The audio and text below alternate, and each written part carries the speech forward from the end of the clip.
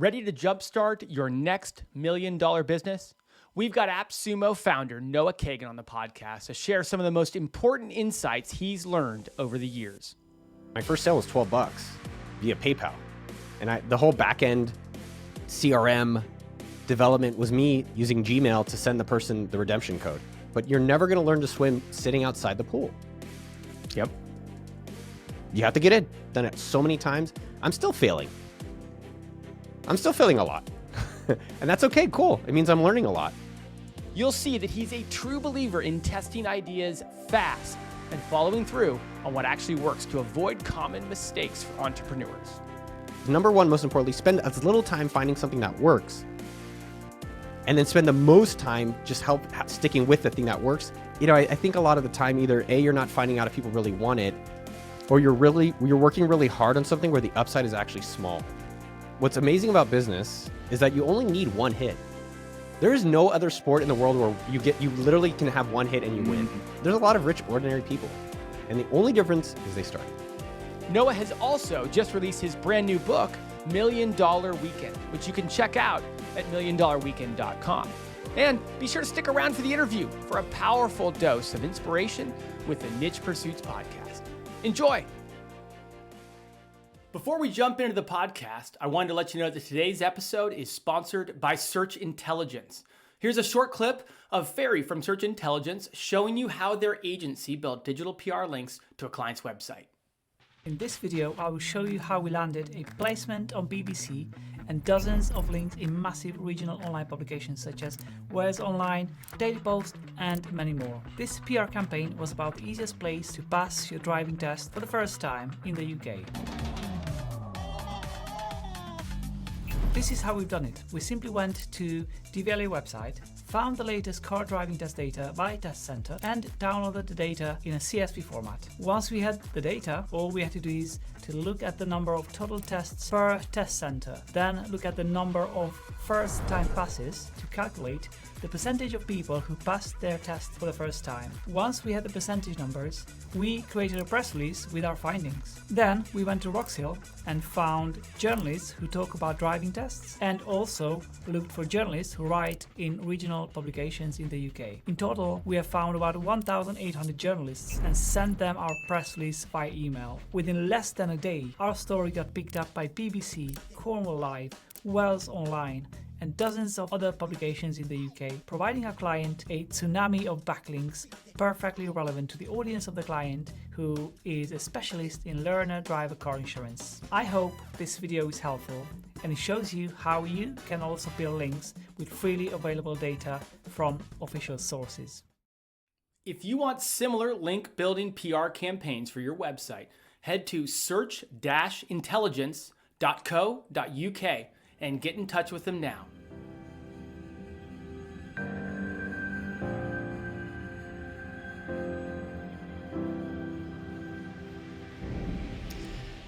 All right, welcome back to the Niche Pursuits podcast. My name is Jared Baum, and today we are joined by Noah Kagan. And Noah, where do I even start with the list of things that you're a part of? Appsumo, big YouTube channel with over 1 million subscribers. A lot going on there, and I'm so excited to have you on the podcast today. Thank you so much, man. It's interesting because all my stuff started small, niche, right? And a lot of it, we were saying before even the show, didn't work, and I've been thinking about that a lot. And some, like Appsumo, has worked, and I've stuck with it for 15 years. And a lot of people that want to get to whatever levels of wealth, it's also you start with $1. So yeah, excited to be here and talk about that. I can't wait to get into it, because I will admit, like, I've been around for a while, but just following your journey and following what you've been doing, it's been a perspective to feel like you have a big company and you have a big presence. And so I can't wait to hear more about how it all started with a small thing or a little thing, because you're exactly right. That's kind of the theme of the podcast in many ways. Like, where do we start? Where do we get going? Whether it's a side hustle, a website, an e-commerce brand, whatever it is. Maybe give us a little bit of backstory. I'm pretty sure most people are going to have heard of maybe an Appsumo, maybe you follow your YouTube channel, but maybe just connect the dots for us in a couple of minutes if you can. Yeah. Was one of the first people at Facebook.com, helped build Mint.com. That got sold for hundreds of millions. I didn't make money. I got fired from both those jobs, more or less. And it kind of made me realize like niche businesses, starting my own business was my dream. And also the only way that I at least had the control over my destiny and my livelihood. So I tried so many things and I still am trying so many things. I think now I'm trying to just keep doing the things that are working. That's probably my evolution in business. So in my 20s and 30s, I did conferences, communitynext.com. I started a Facebook games company. I started a payments for Facebook games company. And then I got really excited about the problem of helping software creators get customers. That was just like something I've been fascinated with because I just noticed through all these different areas, like that was something I liked doing. And it was a huge problem. And I launched, people don't know this, but I launched 4 businesses at the same time, which is super common for people. Everyone, I noticed a lot of people, if you have a day job, you're like, I launched 18 companies. How are they doing? Not great. Well, which one's doing well? I promise you, one will probably do well. Let's just do that one. So I launched Reward Level, Software Taco, Fishbowl, and Appsumo kind of around similar time, solving the problem of getting software creators customers or getting myself good deals. And and Appsumo was one of the ones I've been fortunate to experience what product market fit feels like.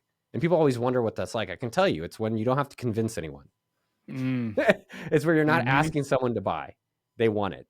And that was great. And the success of Appsumo to this day, it's amazing. The companies we've promoted, the deals we've been able to promote, has been exciting. We have some of our own products like tidycal.com, which is now starting to do extremely well, which is a Calendly alternative. And so for niche companies out there, well, we're getting ahead of ourselves. But I would say the success of Appsumo to this day is that it started making, my first sale was $12 via PayPal. And the whole backend CRM development was me using Gmail to send the person the redemption code. So that it could start really, really simple. And that's what I want people to realize. And that $12 sale led into literally yesterday, I was looking at our sales numbers. We have a daily pulse. And I think the sales number yesterday, I'll share because it blew my mind. I couldn't believe it. Yesterday's sales, holy shit, 284,964, which is unbelievable. But the point I have to make is that it started with $12. Yeah. That anyone can do. You don't have to be tall. You don't have to be ridiculously good looking. You don't have to have great hair. You can be bald like me, or you can have hair like you, or you can have a lot of hair. You could be anywhere in the world. And I would say with Appsumo, we stuck with it, which most people never start. Then you have to stick with it. And then also I would say we chose an industry that over 15 years now has gone from nothing to a much larger industry. And so that's something to be mindful as you're working very hard. Make sure it's something that is likely going to grow with you. You mentioned something we are today. And got a YouTube channel, got this book, $1 Million Weekend, that shares exactly how I've done it. And I've done the book myself again 2 weeks ago. I read it and I did it. And I've had another guy live with me for 48 hours. He did it. He now has a business. And so I'm excited for people who actually want to get their first customers and get themselves to $1 million or beyond. I do believe in the book. Well, I have a copy of the book, but I've already given it away. I had lunch with a friend yesterday, and he has an idea about starting something, and I brought it to him and I gave him to at lunch because I was like, "You need this. You just need to start. You need to stop talking about it. We need to stop having lunch about it, and you need to do it." Wow, thank you so much. That's people ask me where I wrote a book, and it's like, don't you have enough money? I'm like, yeah, the book is not how I'm going to get rich at all. And I generally don't trust people if they're getting rich off their books and courses only. Like I've been an operator and I'm still an operator in these businesses. And I just never found the book. I think Tim Ferriss did an amazing job, and that was probably the closest one I found, but there's still some areas missing about how do you get started? How do you get better at asking people for things, right? And how can you validate with pre-selling, which is literally how we buy most things on this planet. And so there's things that were missing that I wanted to put together so that I could have a book for myself. And it sounds like it's exactly like what you would give to a friend to shut him up and get him going. Well, I was tired of buying him lunch, so I thought giving him the book, that'll at least occupy him for a couple of weeks. You said something about it at the beginning, and I want to go back to it. We're going to get into the book and a lot of the foundations that are in the book. No worries. It's a great read, but I wanted to go, since you touched on it, it's on my list at the bottom, so I'm going to move it to the top. You touched on product market fit. You talked about how maybe over time, you're learning better and better how to stick with ideas that work. You talked about how you launched 4 companies at once. Appsumo hit, and it was a product market fit. Like, do you have any thoughts for people sitting on the fence who can try to better understand that, whether it's in advance or whether they're in the middle of an idea? Because that's something that is so hard to get right. It really is. And so that's why, one, I recommend a weekend, because everyone is, if you like, you have kids, I'm about to have a kid, you don't have a lot of time. And when you have a lot of time or money, you'll delay it and you'll do everything but the actual thing, which is, this is something people want. And what's amazing about business is that you only need one hit. There is no other sport in the world where you literally can have one hit and you win. Game over. Like that blows my mind. Right? Like any other sport, you need like 3 and 10. Wow, that's great. Baseball, like literally Zuckerberg hasn't had a great hit since 2005. Right? That guy's one of the richest people on earth. He stuck with it, which is a whole nother story. Now, in terms of product market fit, one of the most important things is that you have to keep trying things. All of the most successful people in terms of cash and wealth have also tried the most things. And it's realizing that it's going to not work. And so what you need to be obsessed with is, what are the problems that ideally you have that maybe let's validate if there's other people that have them and what that market looks like. So I'm happy to share different things I've done and why they didn't work. I think that the maybe more concrete examples will help people think about in their own journeys. And what I've noticed from people, they get their entrepreneurship journey backwards. So the things that are working, they don't stick with long enough. And they're not sticking long enough with that. And the things that are working, they give up too soon. Yep. So what they do is they're like, it's not working. I'm staying with it really, really, really long. I'm like, okay, that's the opposite. How do you also find out quicker? And then they're getting wrong. Like, you can find out very quickly if someone wants it, but they do it backwards. And there is another way. And so I did it again 2 weeks ago. We can get into that, but let me share about some of the ones that have failed, because I think those are also great lessons. Because almost every single time we took longer to build it. And this is a key point, it was kind of complicated to explain sometimes.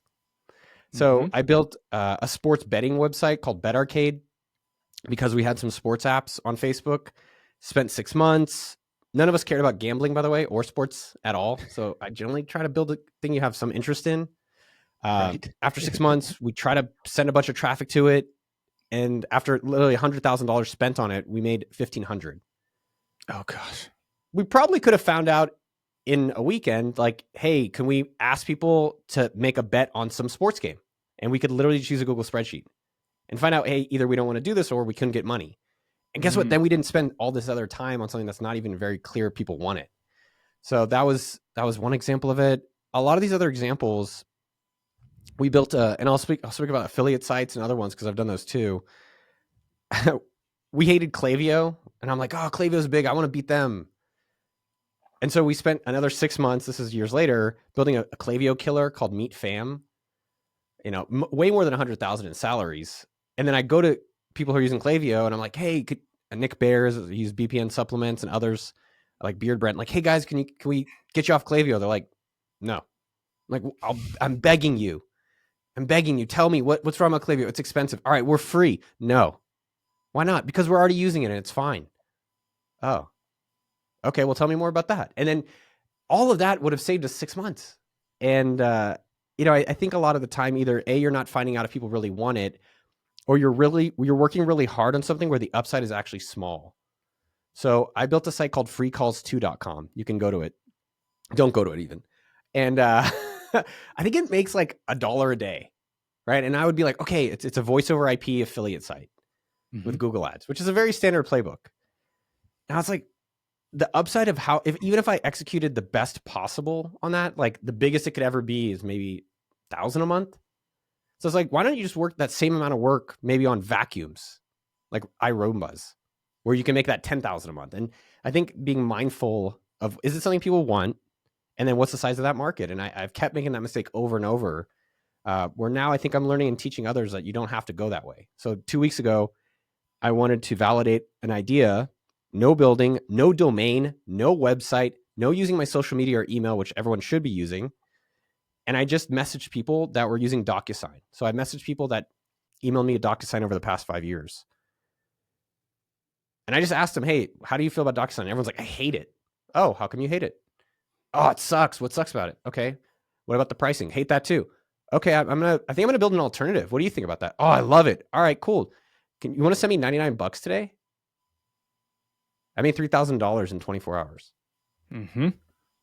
And February 19th, so what is that? In the next 4 weeks, we'll have a product. I don't even know the name yet. We haven't even come up with a name. But we have very clear market validation that I didn't have to beg them, sell them or convince them. And I ideally recommend people try to find 3 customers in 48 hours. If you're building an affiliate site, that's a little bit of a different thing, but I just like getting to the heart of it. Can I actually get people to buy for this idea that I'm building? I think a lot of people who are listening will also be struggling with maybe the ideation behind it. And what I mean by that is maybe they have an affiliate website, but they are just sitting on the traffic and not going for the next thing with it. They have expertise in a certain market, and they aren't creating ideas around that. They aren't throwing things up against the wall per se to see what sticks. They aren't going out with ideas. What about people who are sitting here listening and going, I'm ready to start. I'm ready to start selling in 48 hours. I'm ready to dive in, but I don't have the idea. Yeah. Where do you like people maybe start to ideate around what they already have in their life, what they already have going, some different opportunities to create 100%. Some of this momentum? Yeah. So there's 2 categories. So there might, what do you think you're splitting an audience of people who are making at least $1? They've made at least $1. And versus people I'd say over 50% of the listeners have made at least $1. Yeah. And then the other 50 though are wanting to. Yes. Oh yeah. I was in a sauna meeting this morning with the head of growth at Appsumo. That's where we have our meetings, in the saunas. It's awesome. And he said, "No, you're always talking about small ball." I'm like, "What do you mean? You're talking about getting dollars. Like, dude, our company does 80 million a year. Like, you're worth a lot of money. But why do you always talk about the small stuff?" I'm like, "Because that's what the thing that people actually need to then get to the $80 million or 100 million or whatever number you care to get to, or even get to 100,000 or $1 million. And most people never get to the dollar." So we can break those out into 2 categories of people. Now, if you've never made $1, just get $1 today. You're like, that's so silly. Yeah, because most people, and Jared, this is what we were talking about with your guys' success. Most people never start. They talk about it at lunches. They bug their wives. They watch more YouTube videos to be inspired, and they're never ready. But you're never going to learn to swim sitting outside the pool. Yep. You have to get in. And you could do it in a weekend, which everyone has available to them. Now, the question is, if they don't have any ideas, the way there's a lot in $1 Million Weekend about how to approach it very specifically.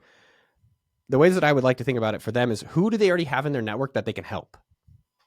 Who can you call today? Are you in the niche pursuits community? Is there maybe people here within your own group that you can help? Is there people at your work? Is there your church friends, synagogue friends? Is there your old colleagues? So for me, with this DocuSign alternative, I just searched my Gmail and was like, whoever emailed me DocuSign in 5 years, and then I put them on a spreadsheet. I called it my Dream 30 because I had them already in my contact list. I didn't do anything with social media, didn't do any ads, I didn't do a landing page, didn't even build anything. Now, so think about who's in your network. Think about what you've gotten paid for in the past. And again, you know what, Jared, a lot of people are like, man, that's so simple. I'm like, well, how much money are you making? 0. I know it's simple. That's why I'm talking to you about the things you need to get the basics right. Yeah. Yeah. They're like, well, I can do these other things. I'm like, well, have you done it? No. And so start there. Who's in your network that you can help? And you can contact them. Hey, can I follow you around for a day and just see what's going on with you? Can I listen to any of the problems? And all business, it's actually quite simple. Every problem is an opportunity. And then you have to find the problems that people are excited to pay for. That's it. Simple. But starting the business, which most people don't do, or asking for the dollar is the hard part. So that's why I encourage everyone who's never made $1. You can ask me at Noah Kagan on Venmo or PayPal at okdork.com. I'll give you $1. But then you have to ask someone else. All right. So now that we have some ideas about what have you gotten paid for your work, maybe you've done accounting, maybe you've done spreadsheets, maybe you've done marketing. Think about how you can go and do that as your business versus a lot of times they're like, oh, I want to do affiliate marketing or I want to do this like social media thing. It's like, have you done it ever? No, which doesn't mean you can't, but why not make it easy?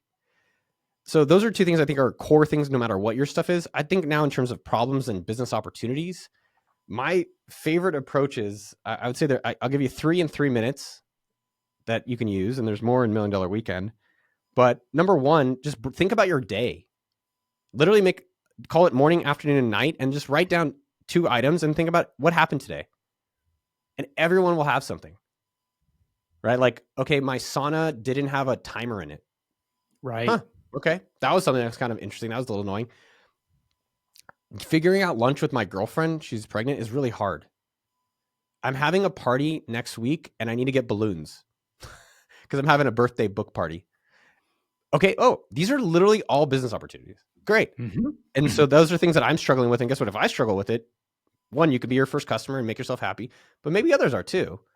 The other 2 that I'd recommend, look at what you've avoided on your to-do list for a while. That's always a great business. And then look at things you're spending on your credit card bill. I think those are 3 ideas, 3 ways. And most people, what they'll say, Jared, is I don't have any ideas. And they don't have any ideas. They're afraid of who they can become. Mm-hmm. I know that's like woo-wooey, but that's the reality. They're afraid of, if I did it, I might get rejected. If I did it, it might work. If I did it, what could happen? And so that's why, what I've noticed is just get $1. Do these kind of silly ones where you get $1, or with asking, you ask for the coffee challenge. So you ask for a discount when you buy coffee. Silly. But that's the basics and the foundational stuff that'll lead you to really easy success in business. Now, for anyone who's already making a little bit of money, the 2 things I would consider: 1, your market size. Like, is it growing? And if it's not, like, why don't you work just as hard in something that has a bigger opportunity? Or secondly, this is the number 1 mistake from entrepreneurs. They stop doing the thing that works. And again, very basic. And you're like, no, it's so too basic. It's like, that basics is running an $80 million business. The basics is it. Think about all sports athletes. They're not shooting half court basketball. They're doing layups and free throws. That's their practice. And we think in entrepreneurship, which should be different. It should be all this, if I tweet, it'll just save me. It's like, no, how'd you get your first 10 customers? Oh, I manually DM people on LinkedIn, or I did a referral, or I reached out to my network. It's like, when's the last time you did it? Oh, I haven't done anymore. Or I used to blog every day. How often are you blogging now? Yeah, once a month. Okay. Then just revisit what worked. And if you just go back to that and then figure out how much of it can I actually do, most businesses can grow significantly without being innovative.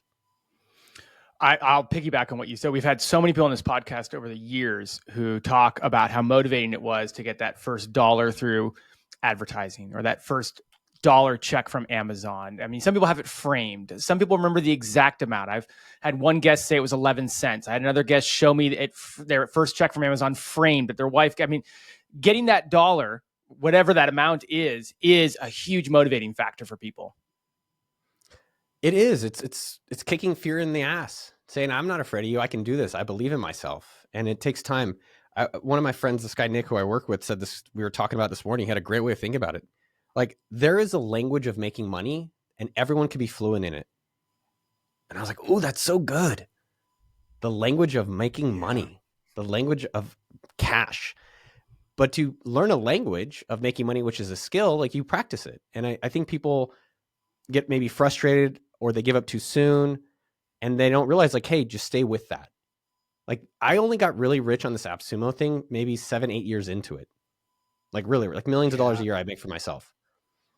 But that took some time to stick with it. And I did fine. I was making 50 or 70 or 0 the first year.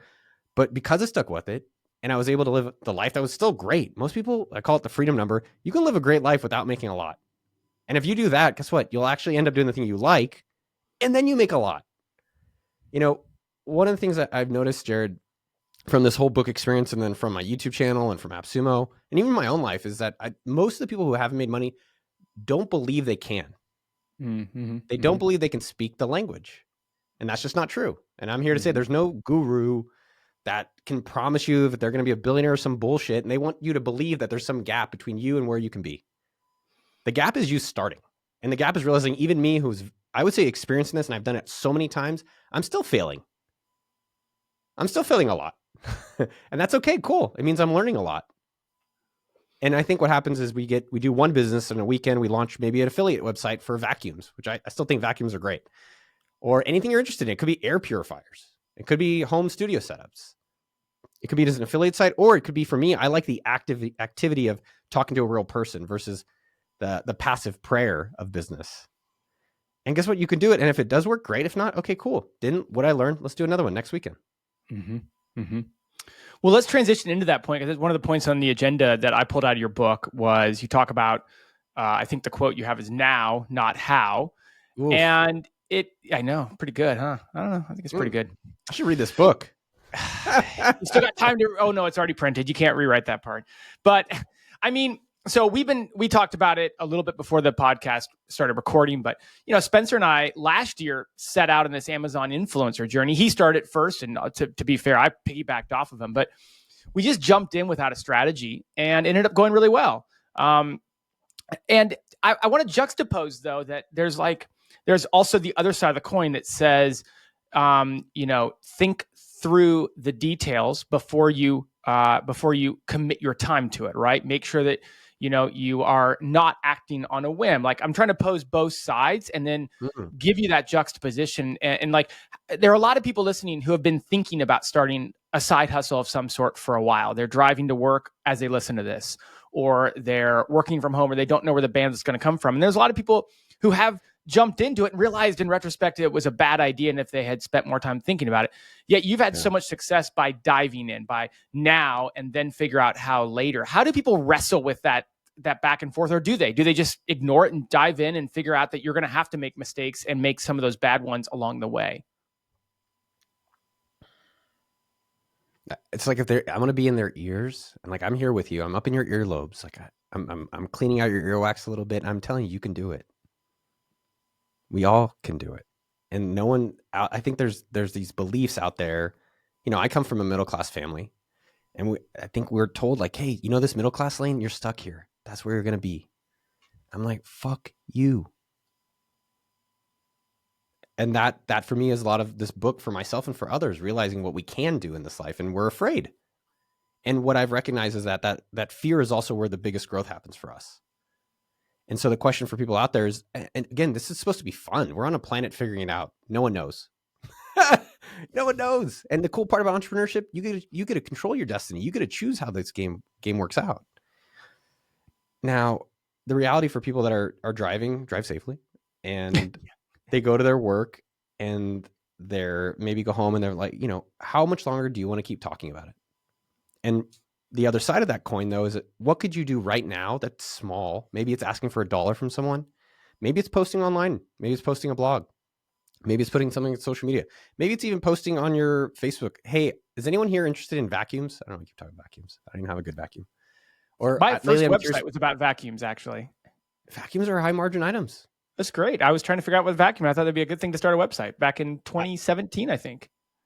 Do it about your curiosity. I started with a guy named Julian, Appsumo. Don't go to the website, because this is 20 something. I don't know. This is 2017. Around then, I was just like, man, I would love to have, what are sleep mattresses? And this is before now there's like all these like hipster brands.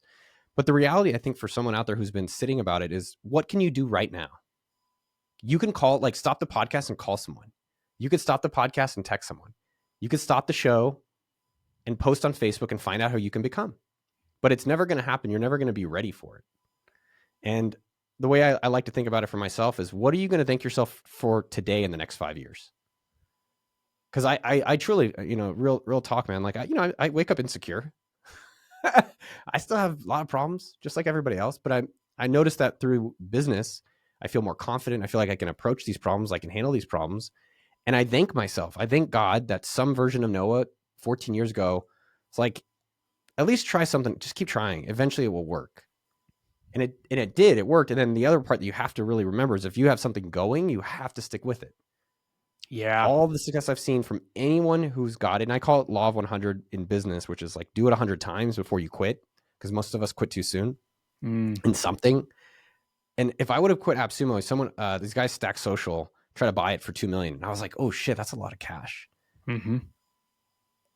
And thank God it didn't sell it then, right? I felt like we made $4 million in revenue that year. So I was like, it seems a little low. But just because we stuck with it, right? And maybe, and by the way, in these businesses, I think this is a real surprise. You don't have to stick with it yourself. You have to find someone to stick with it. Really? Yeah. Trade your money for someone else's time and pay them a shit ton. Make them happy too.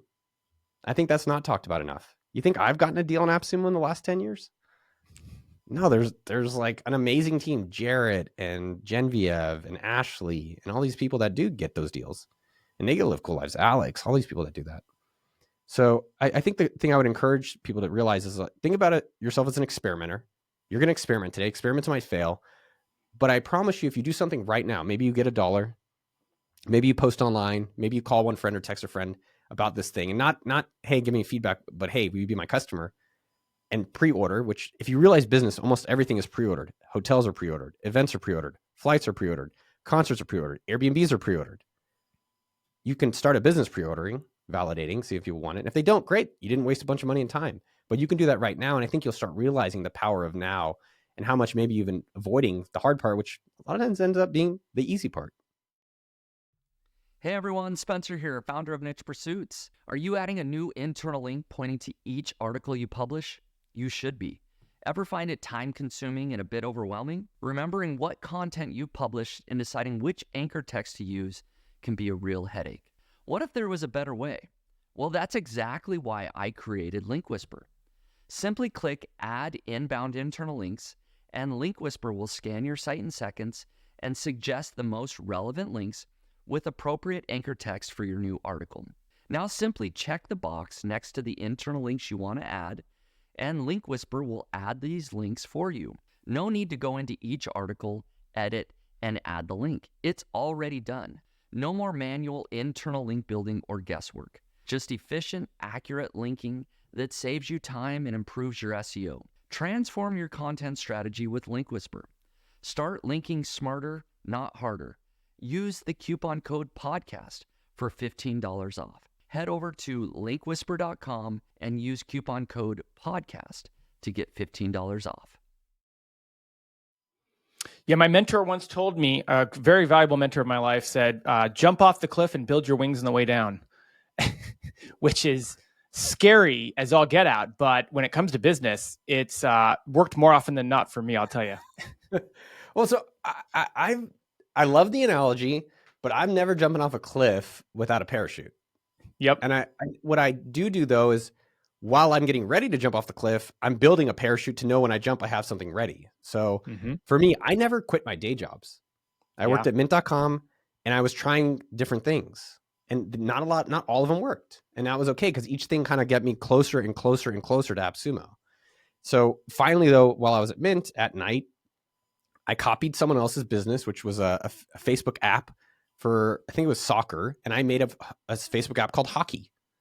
And this is in the early days, and it exploded. And then I worked on it during my lunch breaks. And then I think about 2 months, 3 months in, it was making my freedom number, which was $3,000. And I quit my job. And the same thing with Appsumo. I had a day job working at speeddate.com. Don't go to the site. And I just wanted to solve a problem. And again, don't worry about your solution. And if you're an engineer, or worry about the solution if there's AI, no one cares about your solution. They care about the problem, right? Yeah. So what's an exciting problem that maybe you have, and let's see if others have it, and solve that. And when you get that going and you have success with it, and it's like, oh crap, this is working, then jump off a cliff. I don't know why people are jumping off cliffs, by the way. When's the last time you jumped off a cliff, Jared? Are you like, oh man, just last week. Yeah. At the end of my run, I just go, I mean, it must be a California thing. You know, we just, that's how we finish our exercise routines. I know. After you see your tax bill, you're like, geez, where's the nearest cliff? I'm going to fly over to Texas or Puerto Any Rico. of them, my tax bill, my energy bill, my water bill. It's just, this is why we jump off cliffs so much. Yeah. Now, California, shout out California, man. I'm from there. I love California. But again, I think and I think that's not bad advice. I think what I actually take that advice to be, Jared, is how do we have optimism in ourselves? I think that's what I really, when I hear that quote, which is, jump off cliff and build this stuff on the way down. It's like, how do you believe that you can have this kind of life? How do you believe that the business will work? How do you believe that I'm going to start right now, see if this works? It doesn't. Okay, well, next week I'm going to try something else, and believe that you can have these kind of lives that we can live. And I think that is a practice of optimism in the future. Yeah. Having the confidence that you're going to live the life you want to live, rather than subjected to something other than that. Yes. And you mentioned it just now. So let me ask about it, because you talk about a lot in the book, the experiment mindset. This kind of art almost of running short experiments, seeing what works, doubling down. I have a quote I pulled out of the book that you mentioned. Great companies were founded as experiments, which I think is fascinating when you think about it. And you're like, oh yeah, that's actually a really good point. I'm guilty of coming up with experiments that are too lengthy, too complicated. And then when you get the results back, you look at yourself and go, did I really learn anything? Like, what's the art in coming up with short experiments? Any tips for validating an idea based on experimentation? You've mentioned a few already just in passing on the podcast interview here, but centering around that, like, how can people come up with quick experiments to validate and see what works?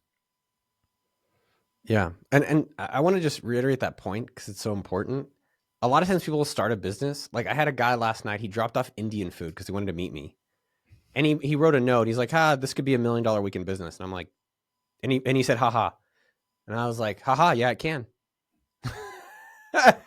And my point here, though, is that the things that we might take as jokes or hobbies or experiments can be businesses, right? Like Airbnb, none of these businesses that are literally billions, hundreds of billions of dollars started out that way. Airbnb started as an email to a conference saying, hey, does anyone want to rent our couch? As an experiment. $100 billion company. A very annoying one, but that's a separate point. The cleaning fees, we all know about that stuff. Oh, man. Now, in terms of experiments, it's getting, as we talked about it's thinking of it as a skill. So I'll just what I was thinking really in my head is, if I had to make $100 this weekend and get 3 paying customers, what could I do? And then we already talked about some ideas you can do, but let's even just go through stuff that I think niche pursuits and what's maybe typical, right? So I could post on Twitter something that's good. That's a practice of getting in the now. It's an experiment, feeling a little comfortable putting yourself out there. I could post a video on YouTube. Okay, I'm getting somewhere. I could list something, but by the way, do you think you're going to get paid from that in a weekend? Do you think you're going to actually get like any result? Probably not, right? You might get some validation. People want to watch you. That's how I felt. Like when I started my YouTube channel, I just started with my phone, shirtless. And now, there's the studios and there's producers who are, there's all this different stuff there, but you have to get started and then evolve. So when you have a limited time set and you say, hey, I need to make this money in a short window to see if people want it, then you start, well, what could I do? So what comes to mind for you? Well, in a weekend, I think of the fact that I would probably think of a pain point that people in my network have that follow me on like Twitter or my email and try to solve that. Just last week, I was actually telling this story. This will age a bit when the podcast comes out, but just last week, I was writing an email series on schema implementation for websites. And I got a couple of people emailing back saying like, nice email, but I don't really want to do this myself. And I realized, oh, what if I whipped up a landing page and said, we can do this for you. I run a marketing agency. We already do this for customers, but we do it as part of a bigger package. And I got well over $1,000 worth of orders just by putting that landing page together. That was a great example. That's exactly the point. I mean, I think when people like take a step back and then they notice the things that people are responding to, or they notice the problems they have. Like even as you said that, right now with my YouTube channel, I'm really struggling with video editors.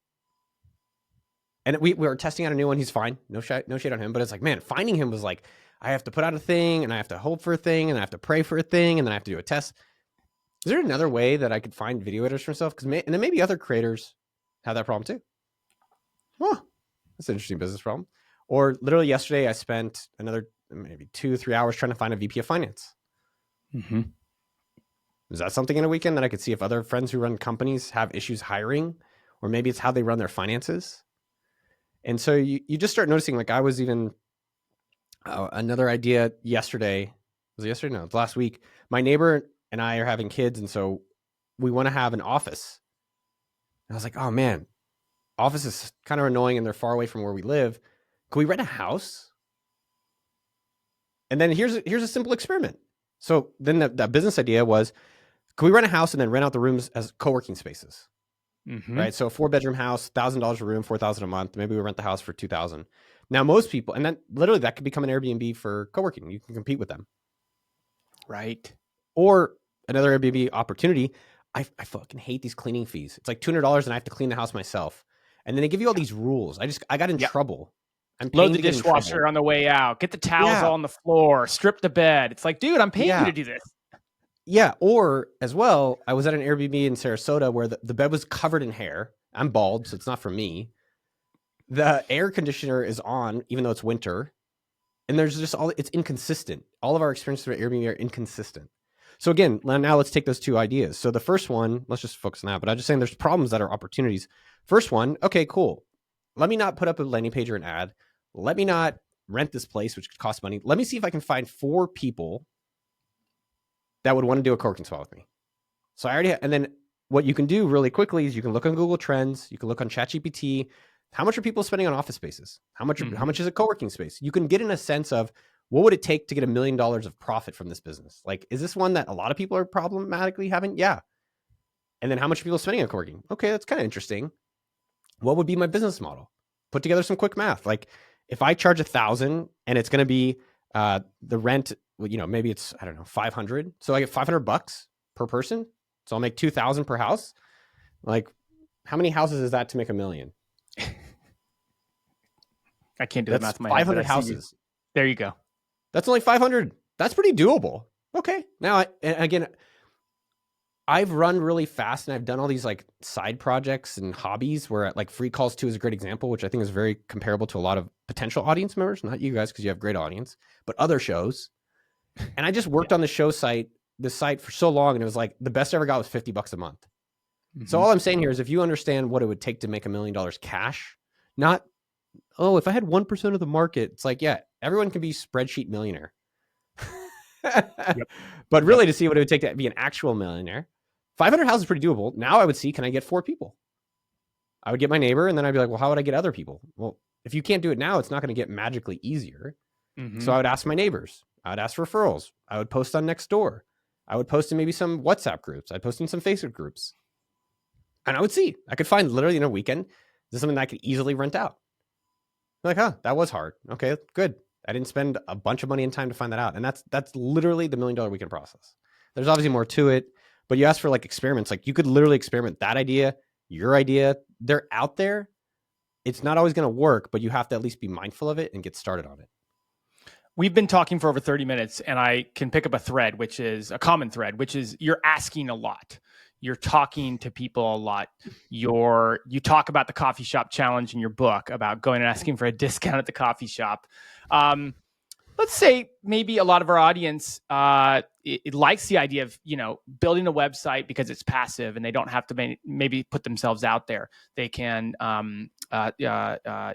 write content, create content, publish content, but not have to maybe go into some of these things, even if it's not someone that might fit the stereotype of our audience. In general, it's a lot of things you're asking about, like take a little bit of inside work to do, picking up the phone and calling someone, asking them to rent a house with you, going out and messaging people, these sorts of things. And what have you found helps especially for people who don't have that nature inside of them? Asking isn't part of their personality, their nature. You got me picturing all these like info course commercials.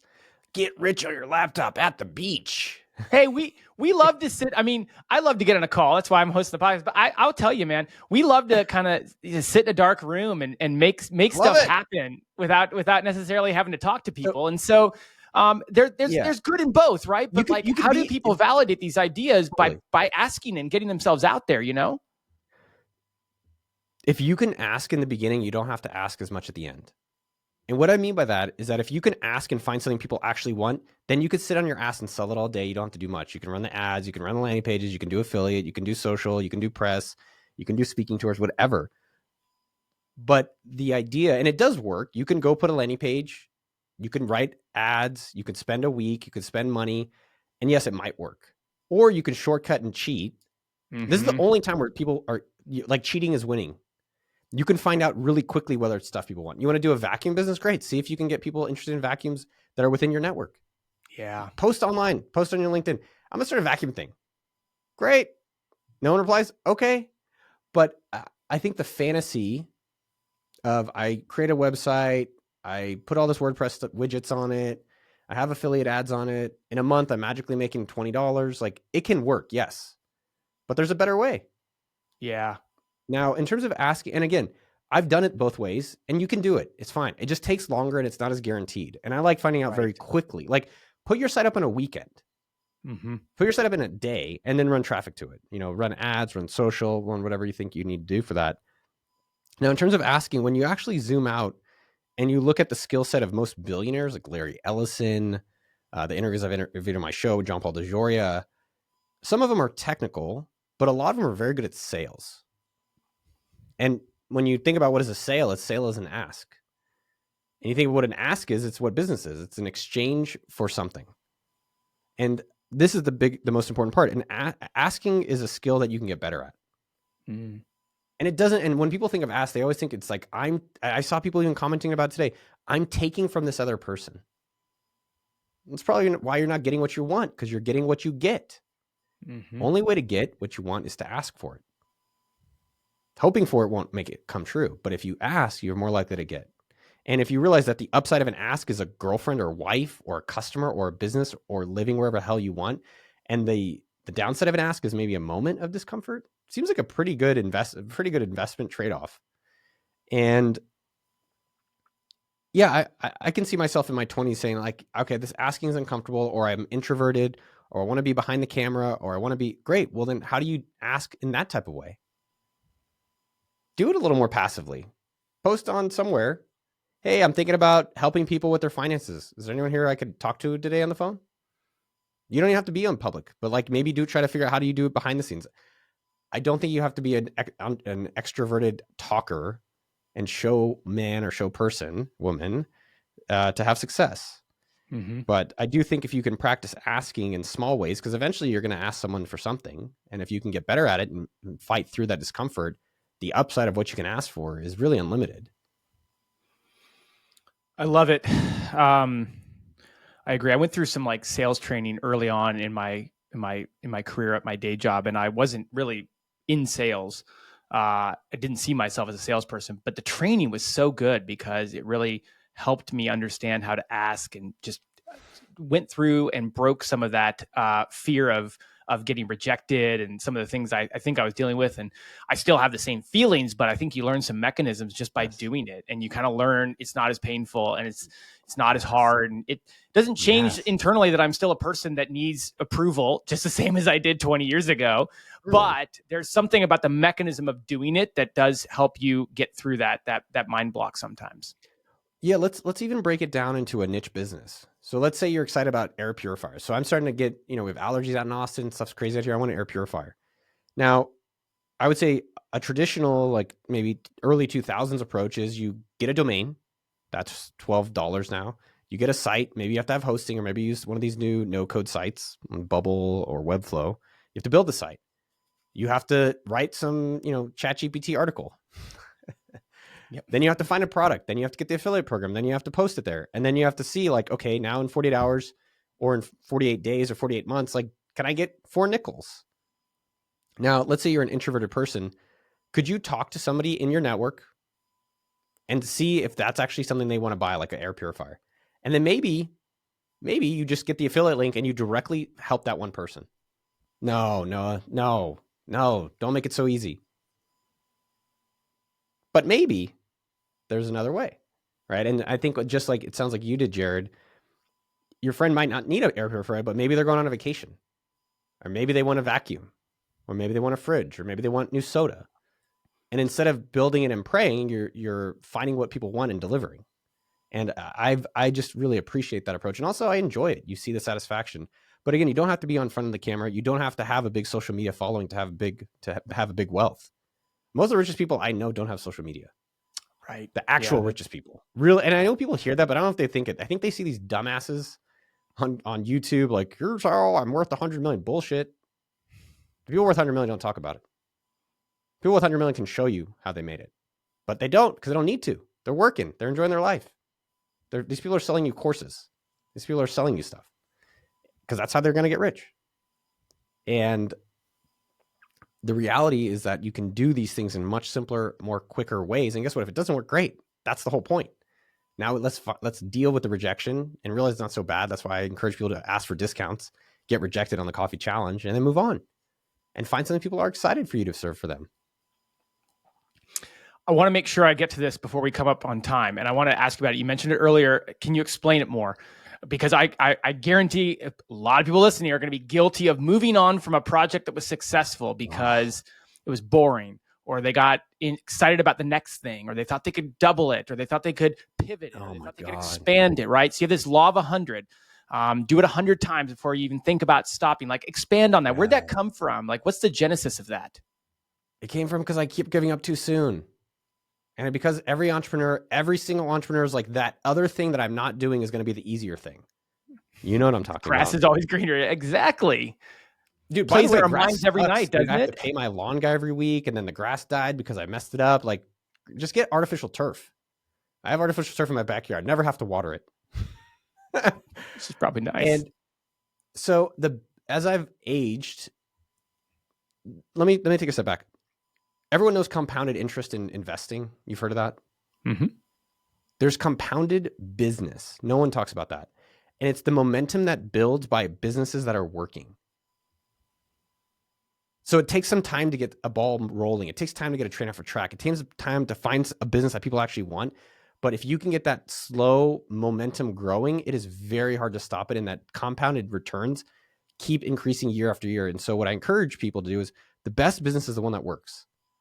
And I promise you, if you just stick with it or find someone else to stick with it or find software to stick with it, maybe from Appsumo.com, and you do that year after year after year after year, those returns produce themselves.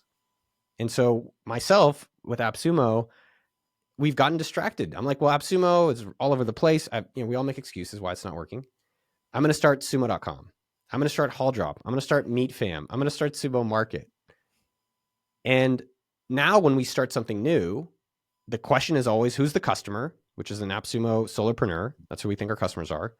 And how is it helping them more?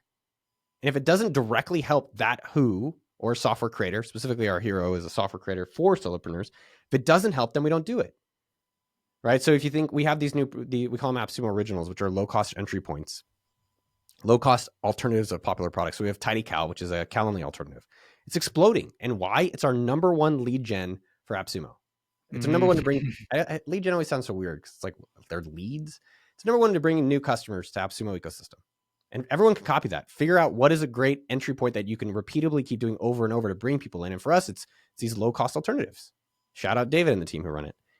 And as I've matured, I would say that just whatever is working in your business, just stick with that. Because the new thing is not going to be as easy and it's not going to be significantly better.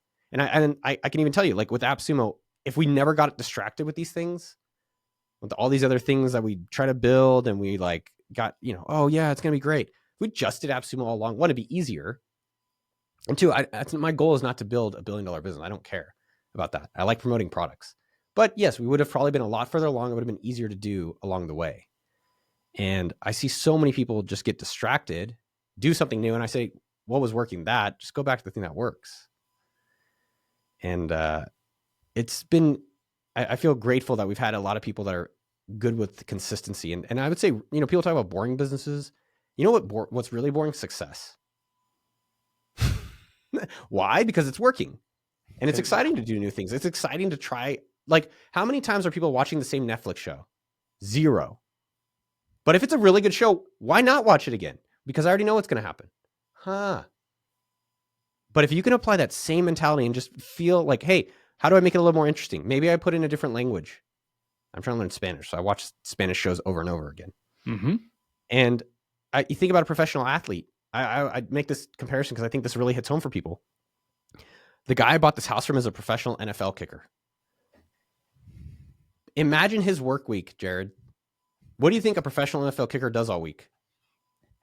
Practices field goals of varying lengths. And that's got to be it. Imagine he's like, oh, I got to go watch tape. And if you can just think about that for yourself, which is number one, most importantly, spend as little time finding something that works and then spend the most time just sticking with the thing that works, you will get paid. These NFL kickers make $3 million a year. And he seems really happy doing it. Now, in entrepreneurship, it's the same exact stuff. So don't spend no time in the beginning on something that's not working and then stick with it for a long time. Find the thing that works, which, again, I've shared with you some of them. Shorty SMS never worked. Email badge never worked. Sleek bio never worked. Like, all these things I've done still didn't work great. We didn't spend a lot of money and time. But then we find the thing, TidyCal, that works, that brings in new customers. Now it's been 2 years that we've dedicated to that product. So for everyone out there, find the thing that works for you and stick with it. I like the law of 100. Do 100 days of it. If you're doing content, do 100 posts. If you're doing a business, do 100 sales. For Appsumo, you could say do 100 products. Because I know when I did my podcast, I quit at 50. And with my YouTube channel, I said, no, I'm not. I'm going to do at least 100. And around the 100th video is when it finally took off. Wow. So a lot of what we've been talking about is obviously in your new book, The $1 Million Weekend. Where can people find out about it? Where can people get it and learn more about it? Yeah. They can go to $1millionweekend.com. What I would say, Jared, which is, I know I've been reflecting on this. The way I'm running this book is the way I run my businesses. And so if you've like what you've seen $1 Million Weekend, and you're like, wow, that book is pretty good. And like, I can see the books in a lot of places, or it seems like, yeah, that's how you can run a business too. This is the exact same way I run Appsumo. Like, how do you make sure something people want? How do you practice asking for it? How do you then get more people to find out about it? And that's the same thing I'm doing in this book. And it's been fun and I'm excited. I know it works. So I'm excited for people to get in their hands and for people to change their own lives. It's funny because when you and I first got connected and we were going back and forth about what to talk about, I was like, man, I just want to talk about Appsumo and like how he launched it and how he got it going. And we kind of started talking about your new book. And then when I read the book, I was like, well, actually, this really is about Appsumo, just from a way that's kind of packaged up in a really pretty bright neon green cover now, you know? Yeah. Yeah. It's, yeah, I think if you would have asked me when I started this, where did you think Appsumo was going to go? I would say I'd love to make $3,000 a month and work remotely.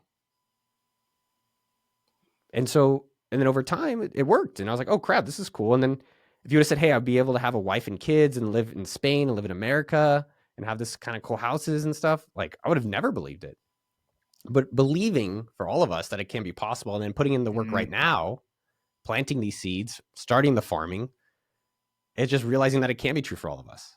And that's what this book is about. Yes, it's Appsumo, it's my stories, it's my failures, it's about other people's experiences with it, but it's really about, who each of us can become.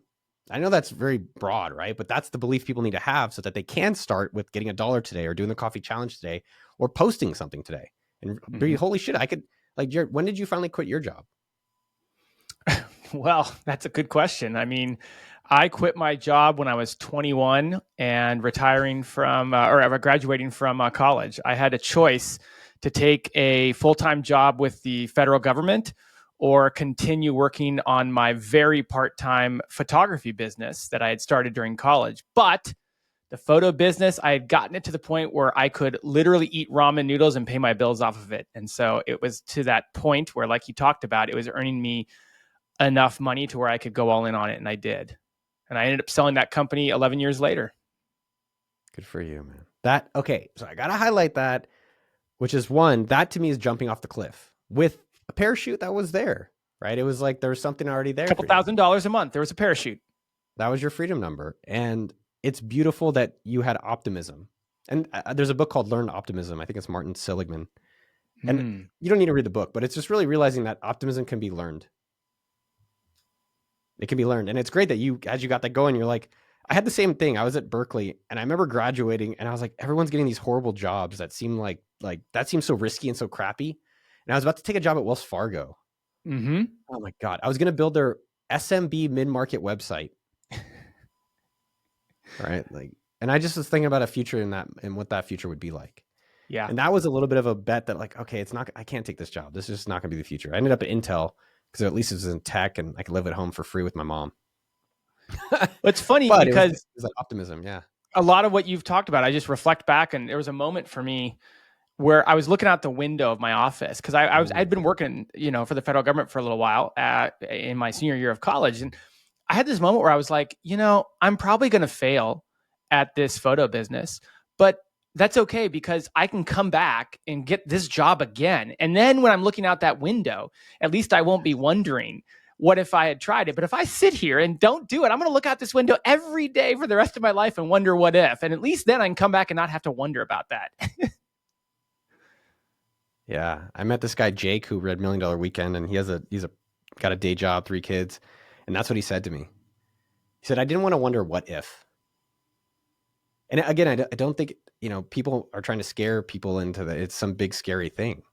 It's not. And I think what's funny, Jared, most people, a lot of times they meet me, they're like, yeah, you're not much better than me, but you just got started and you stuck with it. And now you have more experience and I have more reps. But yeah, no, there's a lot of rich, ordinary people. And the only difference is they started and they stuck with it. And yes, there's different strategies and there are marketing tactics and there are things over a period of time. But I think you're another example where you guys started with this FBA thing. You started and you're like, holy shit. Okay, this is not working, but at least we're in it and now we can figure it out. But it's very hard to figure it out in the silent. It's very hard to learn how to cook when you're not in a kitchen. Yeah. Well, Noah, this has been wonderful. That hour flew by. Thank you for coming. Dude, you're fire.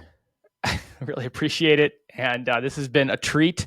I hope a lot of people listening were, I hope we get a lot of stories over the coming months about people that got started and started building something from this. So I really appreciate you coming on and kind of inspiring the audience. Thank you so much. Hell yeah. I look forward to the success stories of the audience. We'll share them with you. All right. Talk soon. Bye-bye. Thanks for joining us today on the podcast. Just a final reminder that it was brought to you by Search Intelligence. And if you're looking for link building PR campaigns for your website, just head over to search-intelligence.co.uk and get in touch with them today. Cheers. Hey everyone, thank you so much for listening to the Niche Pursuits podcast. I just wanted to remind you that if you are ready to start building smarter, faster, and easier internal links, you should check out Link Whisper. You can get $15 off Link Whisper when you use the coupon code PODCAST at checkout. Head over to linkwhisper.com and use the code PODCAST in order to save $15. Thanks again for listening.